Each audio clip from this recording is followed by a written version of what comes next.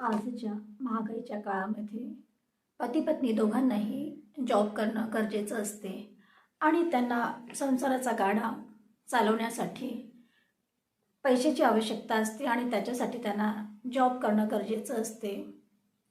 कुटुंबामध्ये मुलं असतात, मुलांचं शिक्षण असते, म्हातारे लोक असतात, त्यांचं आजारपण असते.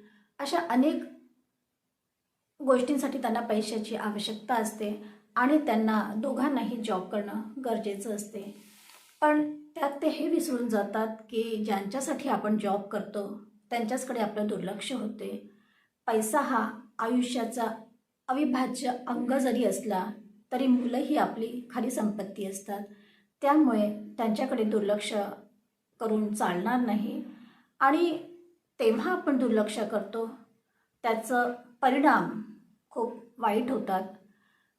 ज्या वयामध्ये खेळायचं असते, बागडायचं असते, स्वप्न पाहायचं असतात, त्या वयामध्ये मुलं नको ते करतात आणि आयुष्यभर त्यांनाही सहन करावं लागते आणि पॅरेंट्सलाही सहन करावं लागते. नमस्कार, मी सुजाता, सोशल वर्कर सुजाता ह्या यूट्यूब चॅनलवरती तुमचं मनापासून स्वागत करते. समाजामध्ये अनेक आपराधिक घटना या घडत असतात, त्यामुळे मन खूप दुःखी होते, कष्टी होते, घाबरून जाते. पण कुठल्याही गोष्टीला घाबरायचं नसते, त्याला समोर जायचं असते, त्याला फेस करायचं असते. कारण रडायचं नसते, लढायचं असते. जनजागृती हा या कार्यक्रमाचा उद्देश आहे.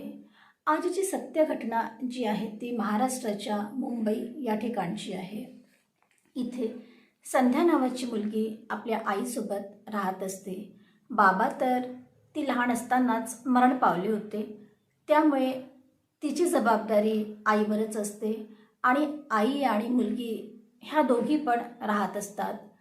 संध्या ही 12 वर्षाची असते आणि आई ही मजुरीचं काम करणारी मोलकरीण असते. ह्या दोघांचं ठीकठाक सगळं सुरू असते, कारण कुठल्याच गोष्टीचं टेन्शन नसते. आई आणि मुलगी फक्त त्या दोघीच असतात.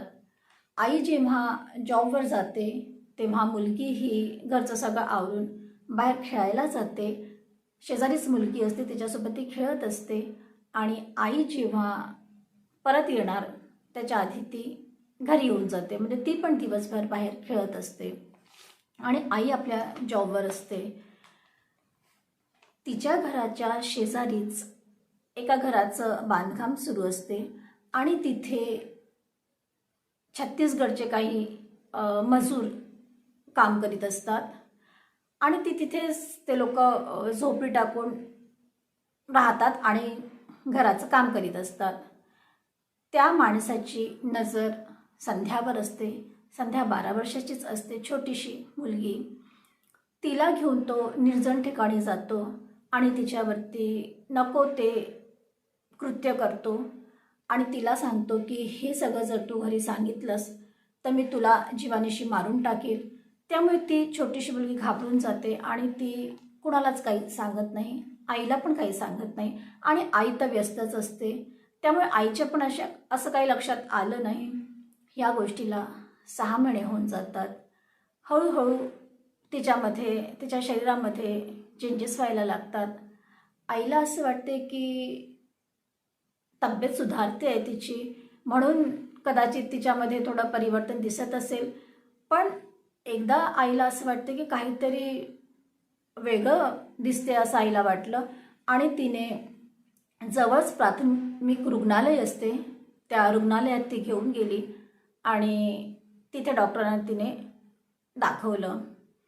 जेव्हा डॉक्टरांनी सांगितलं की तुमची 12 वर्षाची मुलगी 6 महिन्याची प्रेग्नंट आहे, तेव्हा आईच्या पायाखालची जमीन हादरली.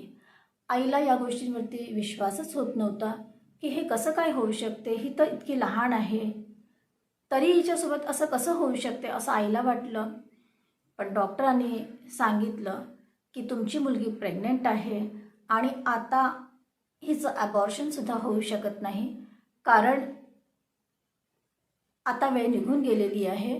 आता आपल्याला हिला जन्मालाच म्हणजे हिचं जे बाळ आहे त्याला या जगात आणावंच लागेल. आईजवळ काही ऑप्शन नव्हता. त्यामुळे तिने हा निर्णय घेतला की संध्याने आता बाळाला जन्म द्यावं आणि ती त्याला जन्म देते. इकडे काय होते की जेव्हा कळते आईला की आपल्या मुलीसोबत कोणीतरी अत्याचार केलेला आहे, मग ती मुलीला विश्वासात घेऊन सगळं विचारते. तेव्हा ती मुलगी सांगते की शेजारी जो मुलगा आहे, म्हणजे बांधकाम जे सुरू आहे आपल्या घराच्या शेजारी, तर तिथला जो मुलगा आहे त्याने माझ्यासोबत असं केलेलं आहे. आई FIR करते आणि पोलीस त्याला अटक करतात आणि त्याला शिक्षासुद्धा झालेली आहे. असेच दिवस निघून जातात आणि ही जी असते हिला छोटंसं बाळ होऊन जाते. पण आता या बाळाचं आपण करणार काय, म्हणून ती खूप विचार करते तिची आई. कारण तिला असं वाटते की आपल्या मुलीचं कसं होईल, तिचं लग्न कसं होईल, लोक आपल्याला वाईट दृष्टीने बघतील, लोक आपल्याला स्वीकारणार नाही असं तिच्या आईला वाटते.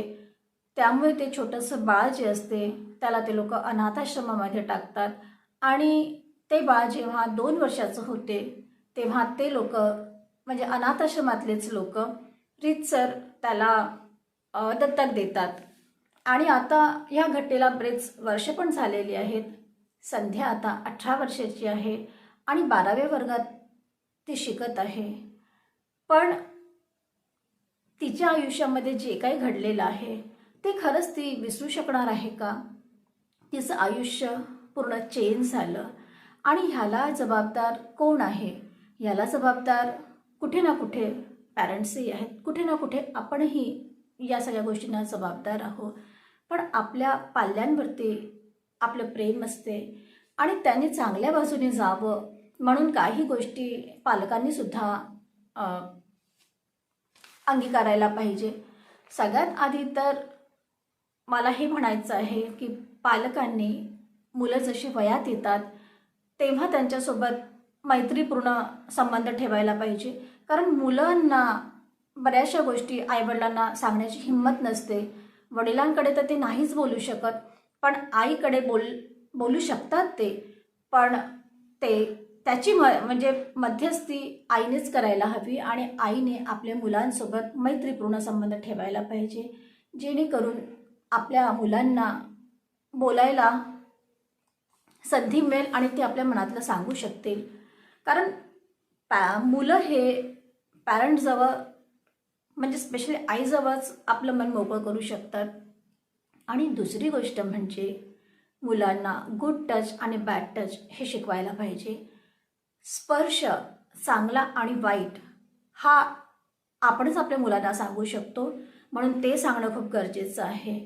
तसंच शिक्षकसुद्धा जे शाळेमध्ये शिकवतात मुलांना, त्यांचीसुद्धा नैतिक जबाबदारी असते की आपल्या वयात येणारी जी मुलं आहेत त्यांच्यामध्ये हॉर्मोनल चेंजेस होतात आणि बऱ्याच गोष्टींकडे आकर्षित होऊ शकतात ते. त्यामुळे शिक्षकांची सुद्धा जबाबदारी आहे की ते आपल्या स्टुडंट्सला त्यांनी समजावून सांगावं. आपल्या कॉलनीमध्ये कधी कधी बालसंस्काराचे सेमिनार होतात, तर त्या सेमिनारमध्ये मुलांना पाठवणं गरजेचं असते.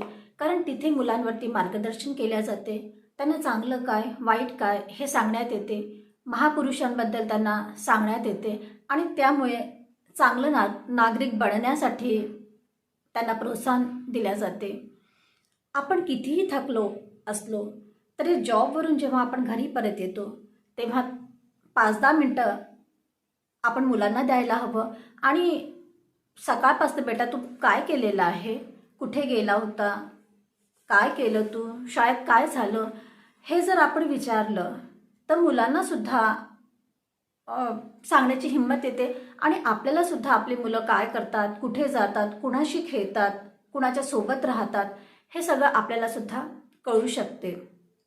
तसंच फ्लॅटमध्ये महानगरांमध्ये तर मोठे मोठे फ्लॅट असतात, तर त्या फ्लॅटमध्ये आपली मुलं एकटेच असतात आणि आजूबाजूच्या फ्लॅटमध्ये कुठेतरी 17-18 वर्षाची किशोर मुलं हे होत असतात आणि त्यांना ह्या सगळ्या गोष्टींचं आकर्षण असते आणि ते कुठेतरी हेरत असतात, त्यांच्यामध्ये कुतूहल असते, कुठेतरी ते हेरत असतात आणि अशा लोकांना टार्गेट केल्या जाते. म्हणून आपल्या आजूबाजूला कसे लोक आहेत ह्याकडे सुद्धा पालकांनी लक्ष ठेवायला हवं. तसंच महत्त्वाचं म्हणजे मला हे पण वाटते की जेव्हापर्यंत मुलांना चांगलं आणि वाईट समजत नाही तेव्हापर्यंत मुलांना मोबाईलसुद्धा देऊ नये. कारण मोबाईलमध्ये सर्च करताना त्यांच्या डोळ्यापुढे काय येईल हे आपल्याला माहीत नसते आणि ते बघताना त्यांच्यामध्ये कुतूहल निर्माण होईल आणि नको त्या गोष्टीकडे ते वळतील. त्यामुळे मोबाईलसुद्धा मुलांना द्यायला नको असं मला वाटते. आपली मुलं आपली संपत्ती असते. त्यांच्याकडे लक्ष देणं हे आपलं कर्तव्य आहे. मोठा त्रास वाचवण्यासाठी थोडा त्रास सहन करणं गरजेचं आहे. तुम्ही पाहताय social worker Sujata, real crime stories, ज्यामध्ये सत्य आहे पण त्यावरती विश्वास ठेवणं कठीण आहे. परत भेटूया पुढल्या वळणावरती. तेव्हापर्यंत लाईक करा, कमेंट्स करा, शेअर करा आणि सबस्क्राईब तर कराच करा.